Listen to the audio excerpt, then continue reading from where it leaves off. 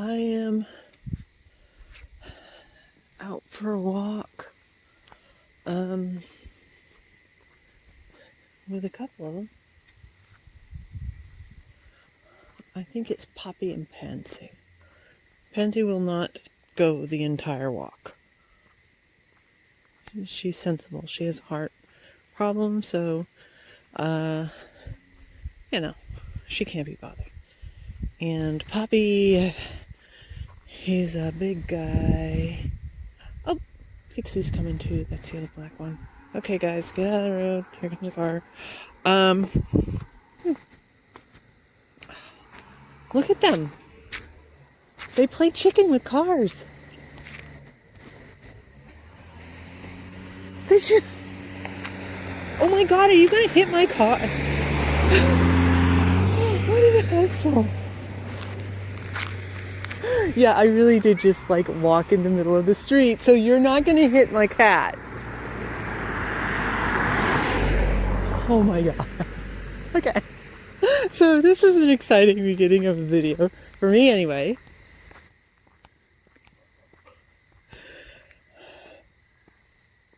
People are bastards. Did you see that person? They sped up when they saw the cat in the middle of the street. Oh my God. Anyway.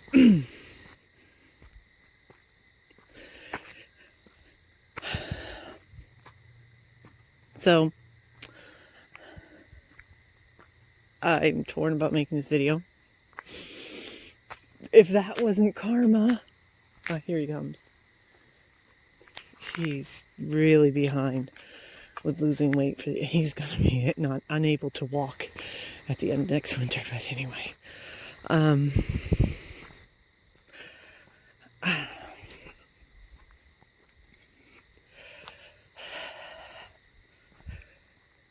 So the sort of question that everybody's having, well, there's two.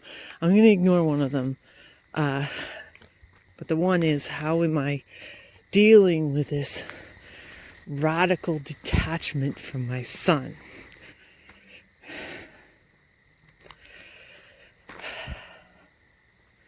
My therapist's like, you realize that you're still right in the middle of it? That it's sort of, well, it's sort of the same, but it's not.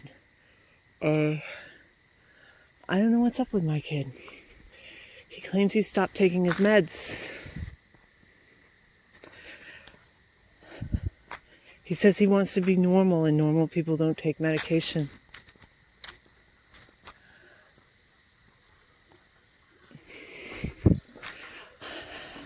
I have said 100 times, he will sink or he will swim, and I want him to have the chance to swim.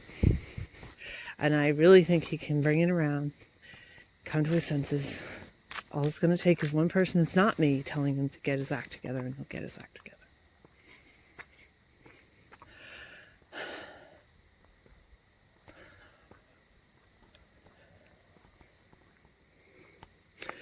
I had one last set, well, it's almost really the last set of financial stuff to take care of before he turns 18. I had to deal with him today and go get him, and he was like, okay, legit, my son in college building, in a hallway right outside, an open door, because I suggested that I buy him lunch, pulled his key out and said, "Do you want me to shove this in your eyeball?"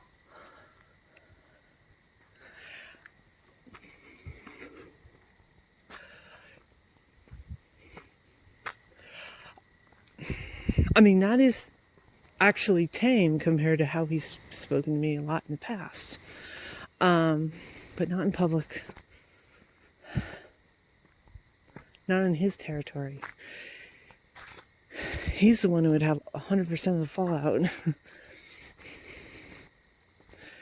So he's been saving up that stress, and he's still trying to dump it out on me. I don't know if I talked about this. He lost his wallet, which has the pass that gives him access to his dorm.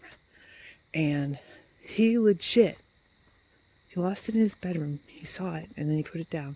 He legit thought that I 100% definitely should drop everything I'm doing, drive in there, and help him find his wallet immediately. I'm like, no. I mean, that is one thing. He called me. Remember, he's not going to see me until Christmas, right?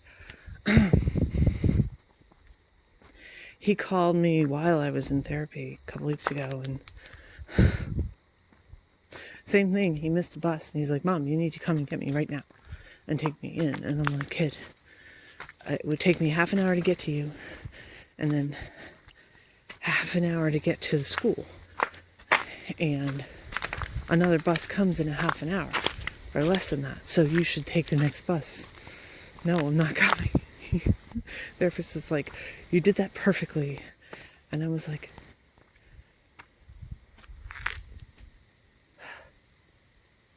acorns. That was really, I didn't say anything, but I mean, hey, good boy. Look how fat he is. Because that's a judgment. That's a judgment. Dude, he didn't need to say a word. I mean, yes, I took the call because I thought it was an emergency. It was my kid in the middle of the session. He overheard it, but he didn't need to say anything. He was trying to reassure me that, you know, I can stand up to my kid. But he didn't need to say anything at all. And he did. And that was hard. Whatever.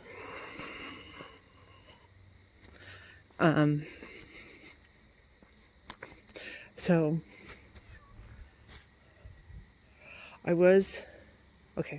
my son had this in-house therapy, which was hell.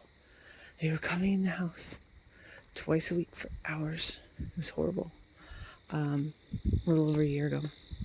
No, not even a little over a year ago, because it was last December. It's this time last year. Wow, it seems so long ago. Anyway, and it was basically, there were two of them. One was a social worker and one was a clinician, and they split up, and the clinician stuck with me and the social worker was with him, because the thing was that they thought, whatever, that some of my son's behavior patterns was because I was not communicating with him correctly and effectively. As an avoidant person who resists mightily, but basically has PTSD.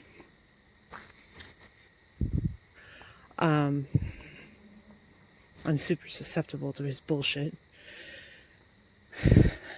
I mean, that's what she did. She spent 6 months telling me that I can't take responsibility for him. I can't take credit. I can't take blame.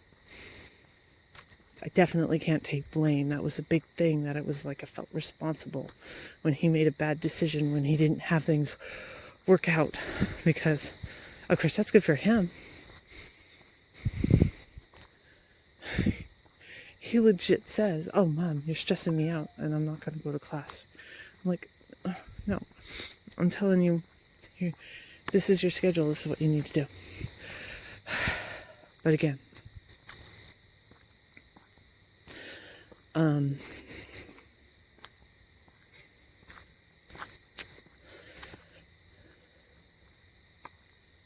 today was the last, I believe, of the financial stuff that I need to do for him as his guardian.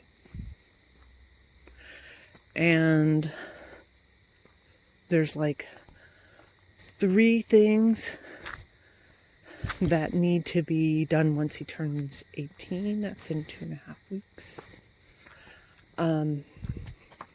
Plus, I mean, obviously I'm taking him out to lunch or something, right?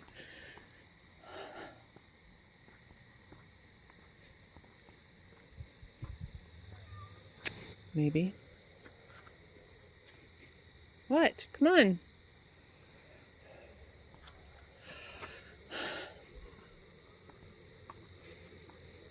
I'm doing really good about not worrying about him until he tells me, oh, by the way, I missed X, Y, and Z class. Oh, I decided not to take my pills. Oh, I haven't showered for 4 days. He tells me because I need his reaction. Oh, another weird thing. It is cold tonight. It's supposed to get down close to freezing. So I'm wearing my coat from last year. And it is very much too big. That's strange. But also in the pocket. Y'all know what that is?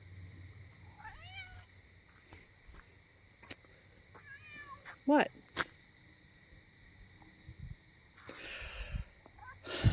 That's a key for an oxygen tank. To open an oxygen tank.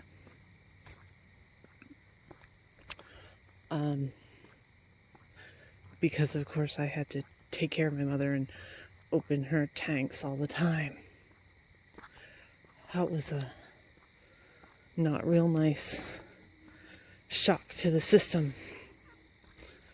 Sticking my hand in a pocket and finding that.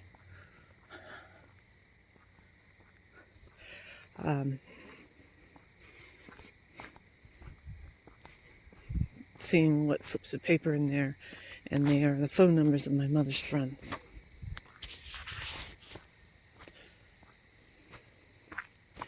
That's kind of a bummer.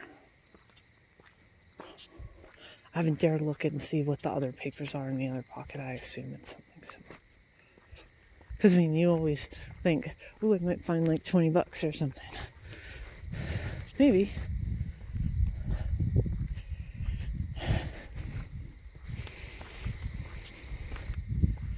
I know, it feels so much longer than it actually has been. What I've gone through in the last couple of years is pretty astounding.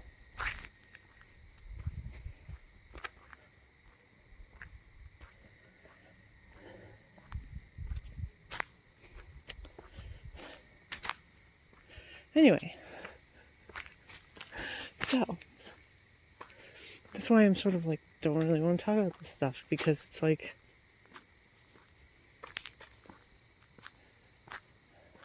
I don't know. I mean,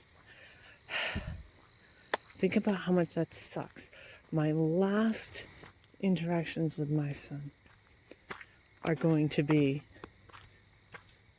that sort of nasty bullshit from him. And I get told all the time, oh, it's never going to end, blah, blah, blah. Well, if I make it end. And, you know, I mean, no is a complete sentence. And he needs to understand that he is not going to lean on me and leech on me for my entire life. You know, that's what people did in my family, but truly,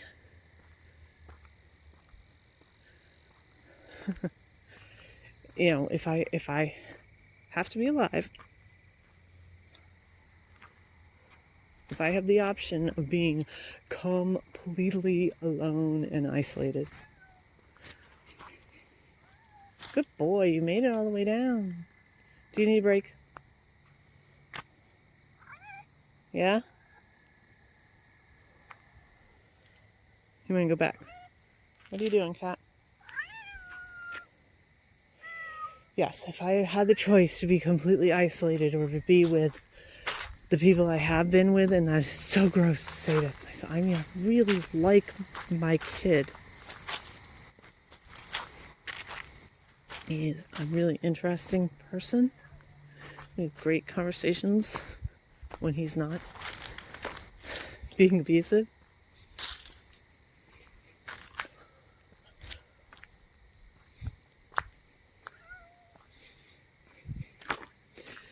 I've cut people out of my life before. I cut my father out for years. It was actually my mother who dragged him back in. It's such a long story. Have I told you that? My son broke his arm. He was on school vacation, and my mother was watching him for 1 week because his daycare was not open. And she called me at work, and she's like, oh, I think he hurt his wrist. And I'm like, oh, Mom, I got work. I'm sorry that it's such a drag to take care of this kid. And she's like, oh no, I think he may have broke something. So I went flying to the hospital that she said that they were going to. And I get there and they're like, yeah, we don't need kids with broken arms. And they're like, oh, there was a kid that had such a bad break that we couldn't take care of it, and we had to send it to the trauma center. And I went, oh my God, this is before cell phones. And got into the car, and the whole time I'm thinking, oh my God, what if they got medevac to some specialty place? Oh my God, how bad is it? And get to the hospital, and it is like a war zone. There are, people on stretchers along every wall, and like sick people with IVs in the waiting room because it's so completely, it's so stuffed full, and can't find anything. And finally there was like a closet type room that they put him in, and I go in there, and they're, because they're like, yeah, we're prepping him for surgery. And my mother's feeding him M&Ms. I'm like, he's going into surgery.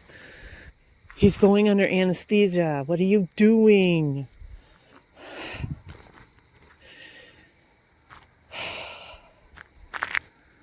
And then it gets even better. He fell. He was on monkey bars. He was waiting for her.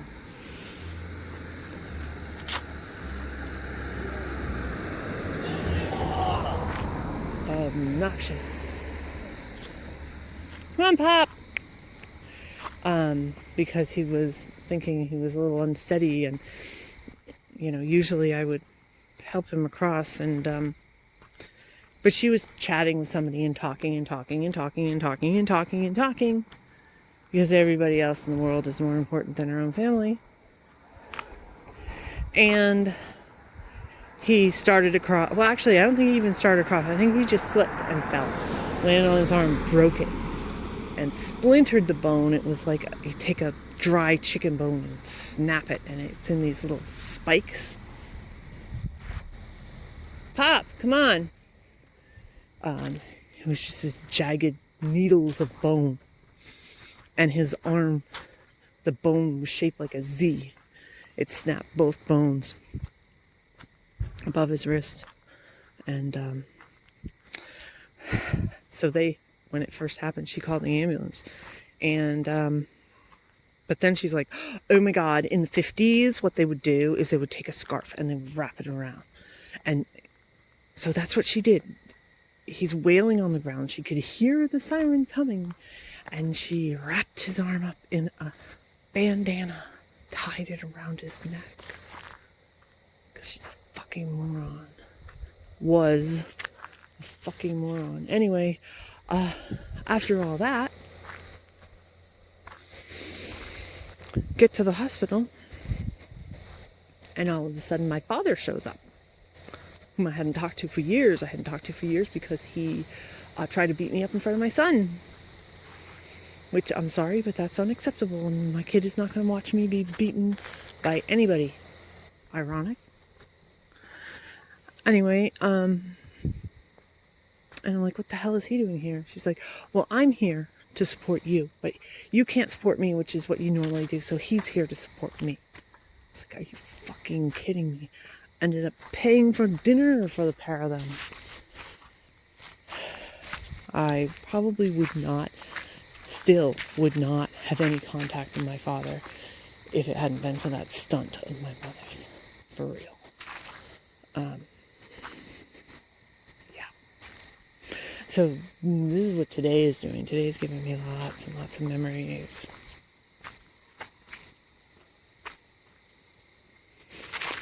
And it really sucks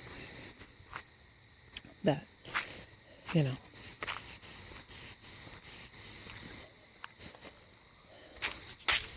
my son wants nothing socially to do with me, of course. I mean, he's not supposed to. He's in college. Parents are supposed to go off and have a life.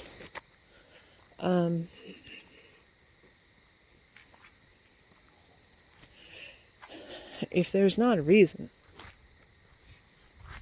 then he would not ever pick up the phone and call me. Ever. No. There has to be a reason for it. So, but seriously,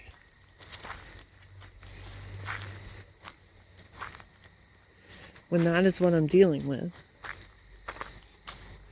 I would rather be alone, even though this is the other side of avoidance. This is what people forget about. I mean, they don't, but they do, really. You know, you get the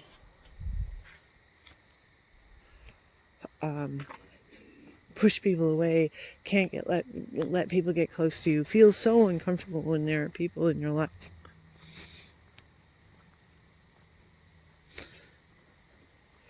And along with the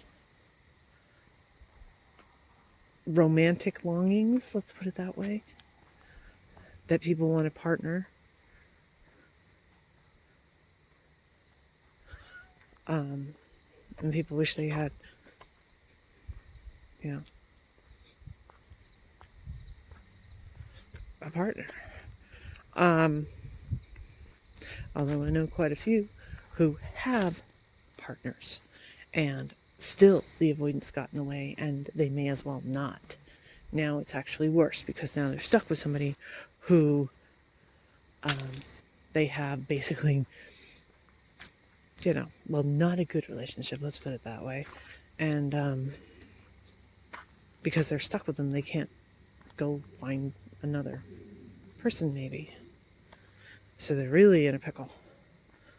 You know, I apparently have options. I get quite a bit of pressure to be like, oh, now you can go out and find X, Y, and Z. You've got nothing holding you back. Well, I had nothing holding me back for the past whatever years it was, other than the avoidance. I mean, when it comes down to it, yes, my kid was a fabulous excuse. You know, how small the chances are that anybody would be interested with me when they have to deal with that and live with that. And that's awful to call my son that, but it's not him. It's the fallout from how he interacts with people. That's the problem. It's not actually who he is. Everybody loves my kid. Remarkably, they think he's the most polite kid they've ever met. Has the best manners. When he's tuned in, he does. When he's wanting to do something else, he will make sure that you know that he wants to do something else, and he will make sure that you're aware that what you're doing is causing him pain. He legit feels like if you say, hey, go do this thing that you're supposed to do, that you've been tasked to do, that you know that you're doing a chore or homework or pay a bill or something like that, if you tell him to do that, that is an assault, and therefore he has the right to self-defense and will physically assault you back. For real. What the hell, kid? Anyway.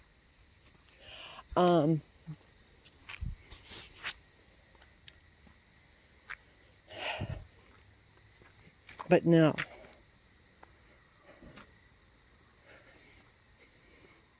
I mean, there's the really bad self-esteem, which is like, I mean, it's so, I've told you this, people, right? The reason why it's impossible. It's impossible, okay. If somebody was interested in me, it would be proof that they were so out of their freaking mind that then, that they're like a bad person, like a scary, dangerous person, if they are so deranged and damaged that they'd be interested in me. Or desperate or whatever, because I'm so in every way not on the heat. Okay, well, let's say somehow that's not an issue for whatever reason. Somehow, let's pretend that that's not what's going on, which is extremely unlikely. Let's pretend. What the hell is this person doing? This person, like, there they go. My neighbors are freaks. Actually, they may have been looking for other cats. Let's say that. Okay, well, here's the deal. I make everybody feel bad. Everybody. Always. Maybe for a little bit, I might be slightly interesting. Maybe it's tolerable for a short time. But eventually, I make everybody feel bad. Like, really bad. If for no other reason, because they hear stories about my kid and my parents. And that sucks. They hate it. Everybody hates it. Nobody likes to hear that shit. So if I make everybody feel bad, 100%, and I do, there will be people that are going to try to put comments saying, oh, you don't make me feel bad, you make me feel better. I might make you feel better some, but I make you feel bad too. Why would I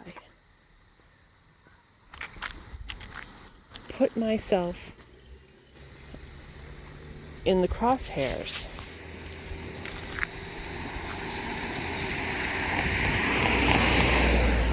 of somebody I like? If I like somebody, why would I be around them if it's gonna make them feel bad? Eventually it will 100% make them feel bad. Might make them feel good for like a week. Maybe I could pull it off.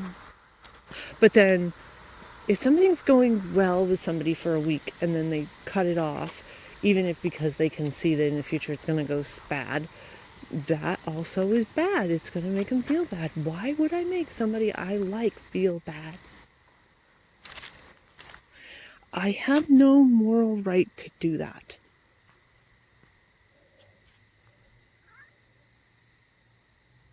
So there. Nothing to do with my kid. Entirely to do with me. Entirely things that can't be broken down and discussed. And you can't pick it apart. You can't say, well, this is not true and this is not true, because it's the truth. Nobody can pull that apart. It is a fact. Both of those things. So, yes, one, if somebody was actually attracted to me, I would think that they were seriously damaged and deranged, because I am not somebody who can have somebody to be attracted to them. And two, even if somehow that was like off the table, if it was somebody I liked, why would I put them through the pain of knowing me.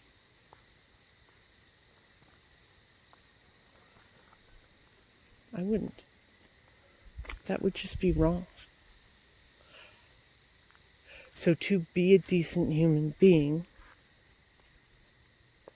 I have to not be involved with people at all. And I could have pushed through the avoidance and like made a friend or two. It's possible. But it wouldn't be right. I wouldn't put anybody through that. It's so awful to be around a person with avoidant personality disorder and feel so out of control, and to see what they're going through. No, I wouldn't put somebody through that. I have not been friendly at all. I mean, like, friendly, but I mean, like, you know what I mean? Like, in the superficial way, but not, like, even attempting to be a friend to anybody, really, since I started researching the avoidant personality disorder. So, I don't know. 6 years at least, maybe 8. Because it's just not decent for me to do that.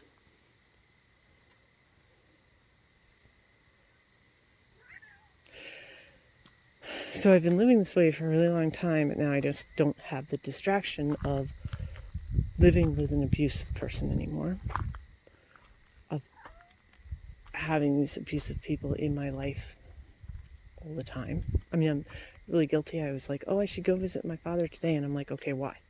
He's like 45 minutes away. There's no other reason for me to go there. I would be there probably less than 10 minutes, and then he would dismiss me. No. Getting over that guilt of, well, I should. No. I mean, my sister hasn't even called him since he got his diagnosis. So who gives a fuck? He's in a safe space. Everything's cool. He's got everything he needs and wants. No. Oh, here comes the cats.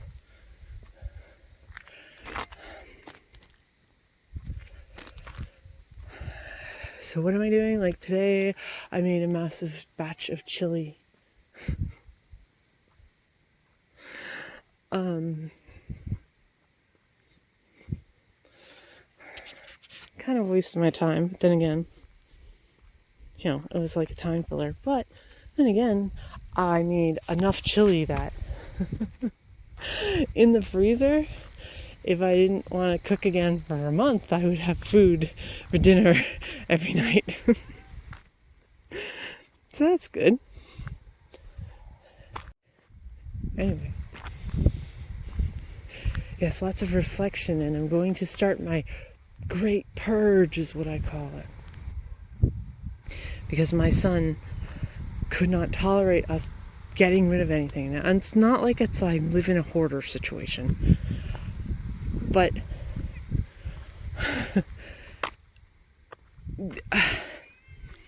I could live in like a one-room place and not have any stuff at all, and I don't like having stuff. So it's not a hoarder situation, but it's still like way too much stuff if it's just me. My son he literally still cries tears because I threw away his coat that he had in kindergarten. He is so obsessed with keeping things the same. So I have had stuff that we don't really need or use for like 4 or 5 years. You don't use something for 4 or 5 years, you can throw it out. So that's my next big project, the big purge. And yeah, so things are not as cut and dry as I anticipated and hoped. with my kid. But pretty close. And a lot better. And a lot easier to just say, nope. Because we don't live together. And you can't come and physically muscle up to me and, you know. So as long as he stays in his town and I stay in my town, all good. And yes, I am completely isolated in the house all by myself with the cats. And compared to the alternatives, it's definitely the winner. Bye.